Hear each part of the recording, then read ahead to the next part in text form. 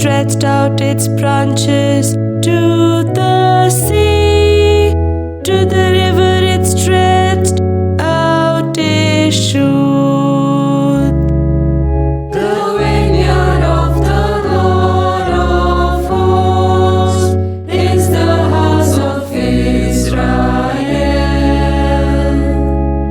Then why have you broken down its walls?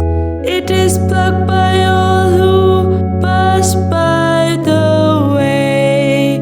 It is ravaged by the boar of the forest, devoured by the beasts of the field. The vineyard of the Lord of hosts is the house of Israel.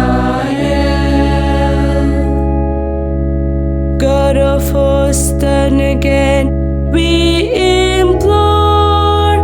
Look down from heaven and see. Visit this vine and protect it, the vine your right hand